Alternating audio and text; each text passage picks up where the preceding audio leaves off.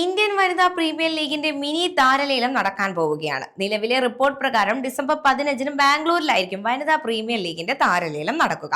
ഇതിനോടകം ടീമുകളുടെ നിലനിർത്തലുകൾ പുറത്തു വന്നിട്ടുണ്ട്. 5 ടീമുകൾ ചേർന്ന് 71 താരങ്ങളെയാണ് നിലനിർത്തിയത്. ഇതിൽ 25 വിദേശ താരങ്ങളുമുണ്ട്. ഇത്തവണ ഓരോ ടീമിനും 15 കോടിയാണ് അനുവദിച്ച് ലഭിച്ചിരിക്കുന്ന തുക.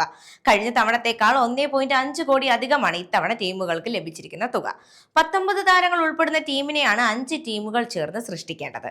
ഇതിൽ 5 വിദേശ താരങ്ങളും ഉൾപ്പെടുന്നുണ്ട്. കേരളത്തിന്റെ അഭിമാന താരങ്ങളായ മിന്നുമണിയും സജന സജീവനും ആശാ ശോഭനയും ഇത്തവണ നിലനിർത്തപ്പെട്ടിട്ടുണ്ട്.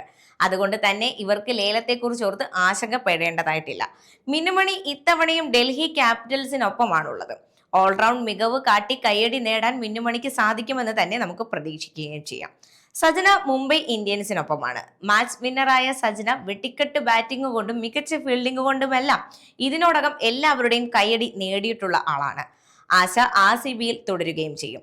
3 പേരെയും ഇത്തവണ നിലനിർത്തിയതിനാൽ തന്നെ ഇത്തവണ മറ്റ് ചില കേരള താരങ്ങൾ പ്രതീക്ഷയോടെ ലേലത്തെ നോക്കി കാണുന്നുണ്ടെങ്കിലും ചുരുങ്ങിയ സീറ്റുകൾ മാത്രം ശേഷിക്കെ ഇവർക്ക് അവസരം ലഭിക്കാൻ സാധ്യതയില്ലെന്ന് തന്നെ നമുക്ക് പറയാം.